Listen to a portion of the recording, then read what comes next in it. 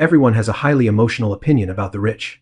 The top 10 individuals right now hoard more wealth than the bottom 3 billion combined, forcing society to categorize them as either innovative heroes pushing humanity forward or greedy, parasitic villains. We are told greed is good. That capitalism exists, not to save the environment, but simply to transform nature into commodities and capital. It is a system designed purely to accumulate, invest, and accumulate again.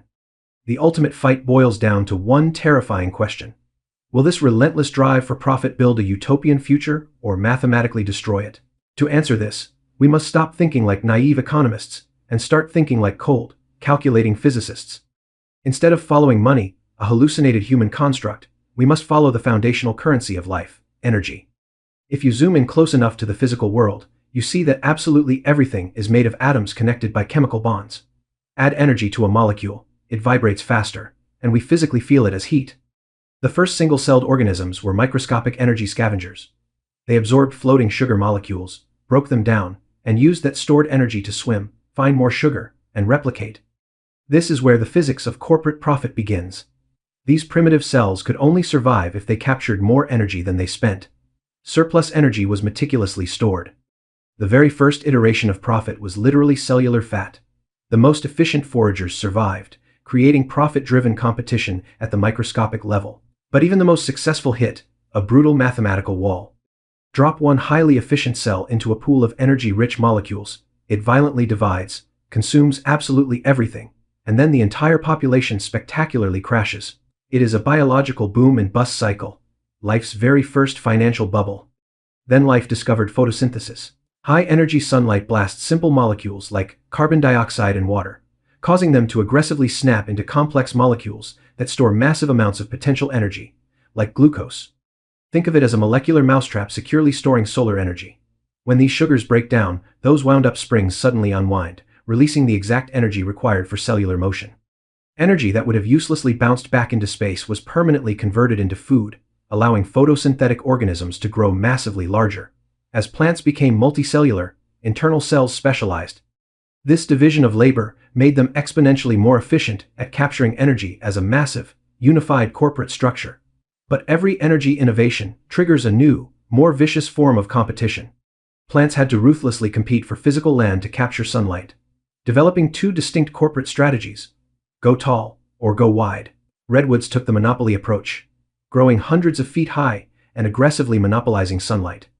Grasses took the decentralized franchise approach, staying small but spreading rapidly across massive continents. Massive success always turns you into a massive target. Plants were packed with trillions of energy-dense molecules, and that is exactly when animals emerged. The arms race escalated into animals eating each other for even more heavily concentrated energy reserves. Notice that unlike photosynthesis, animals were not creating new usable energy. They were just aggressively moving it around. This is a crucial distinction. The sun produces energy, plants convert it, and animals act as middle managers transferring it up the violent food chain. Animals took wealth accumulation further by storing energy outside their bodies. Squirrels hid nuts. Bees took it to an industrial level, completely concentrating surplus energy into honey, giving it 4 times the energy density. A beehive is a massive, heavily guarded central bank of energy. But the most sophisticated strategy was environmental engineering, modern entrepreneurship. Beavers spend massive upfront energy to build heavy dams that physically slow down rivers. They are literally farming a new food source that would never have existed without their initial infrastructure investment. The fundamental difference between creating new energy and simply transferring existing energy dictates where actual economic profit comes from. Draw a conceptual boundary around the system you are analyzing. Take the beaver. At the individual level, it performs labor and gets surplus food. This is clearly profitable for the beaver. Expand that boundary to the local ecosystem. The new pond supports dozens of new species. There is mathematically more usable energy in the entire system because of the beaver's entrepreneurial actions. The energy ledger stays net positive. Now compare this to a seagull violently stealing a fish right out of another bird's mouth. At the narrow individual boundary, the seagull gets a massive caloric reward. But expand the boundary to the ecosystem, and total usable energy did not increase by a single joule. It was a pure, zero-sum energy transfer. Consider a massive algae bloom in a freshwater lake. At the microscopic level, it captures unbelievable amounts of energy. But expand the boundary, and the algae is aggressively consuming all the oxygen, systematically killing the fish, and completely collapsing the entire food web. There is vastly less usable energy in the lake. It only looked like a profitable business when the analytical boundary was intentionally narrow. This boundary test reveals the brutal truth about capitalism. Some strategies create new usable energy at all levels of society, while others just strategically move it around, and in the worst cases, completely destroy it.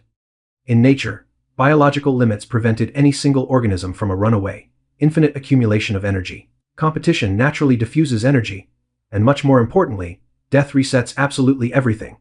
When an organism inevitably dies, its massive accumulated energy gets forcibly redistributed back into the ecosystem. Property rights in nature completely die with you. You strictly control only what you can physically defend while breathing. That was the unbreakable law of the universe, right up until human beings came around. Humans developed unusually massive brains relative to their physical body size. The brain is an incredibly energy-hungry tissue that mercilessly consumes 20% of your daily caloric intake.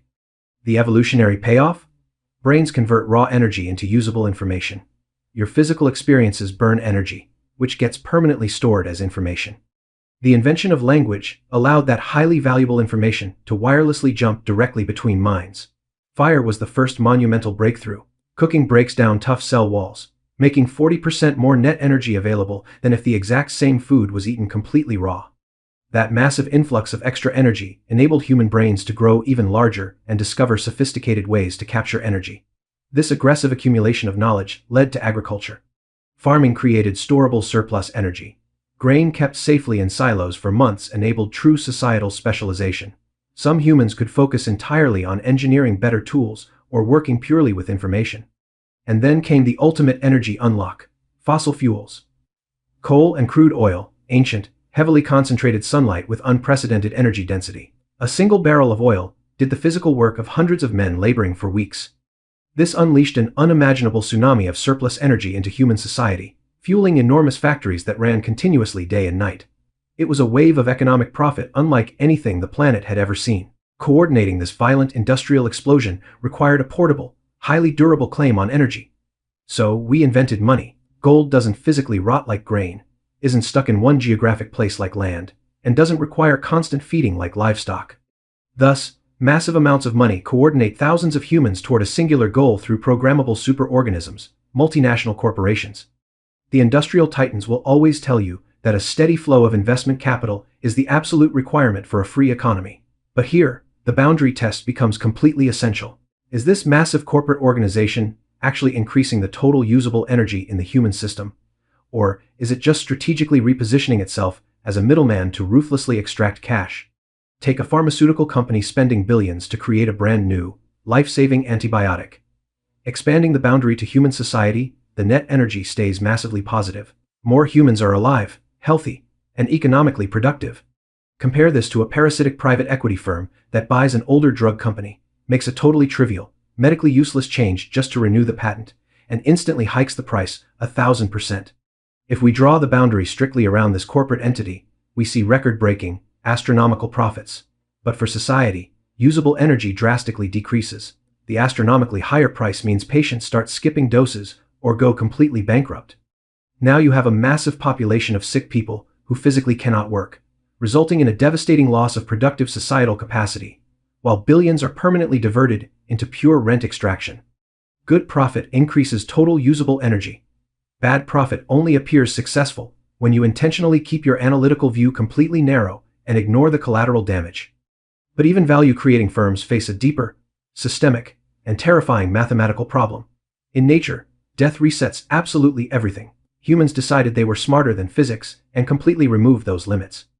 We invented impenetrable property rights that effortlessly survive death through inheritance and financial systems where money mathematically compounds indefinitely through interest. This creates a fatal, fundamental mismatch in our reality. Financial claims on energy can artificially compound forever on a digital ledger, but physical, thermodynamic energy strictly cannot. For centuries, physical energy was wildly cheap and overwhelmingly abundant, easily matching the exponential growth in financial claims. But around the 1970s, human civilization quietly ran out of easy, cheap oil. Now, every single new kilowatt-hour costs slightly more raw energy to produce than the last one did. The energy cost of energy is permanently rising. As physical energy gets much more expensive to extract, human manual labor inherently buys significantly less of the highly energy-intensive goods we desperately need, like modern housing, physical transport, and advanced healthcare. The absolute cost of living aggressively rises, while the true energetic value of human labor constantly falls further behind the curve. Eventually, infinite financial claims must violently adjust to the finite physical reality through massive sovereign debt defaults, hyperinflationary currency collapse, and global conflict over remaining resources. This leads us to the final, unavoidable trap of human psychology. Every single time we discover a way to access more energy, we immediately invent 1,000 new ways to aggressively use it. We didn't save fuel with efficient engines. We built heavier trucks. We didn't save electricity with LEDs. We plastered blinding screens on absolutely every single surface in our cities. This terrifying phenomenon is known as the Jevons Paradox. The more highly efficient our technology becomes, the more aggressively we consume the underlying resource. The existential question is not whether we currently have enough energy to survive. It is whether human psychology is even capable of ever having enough.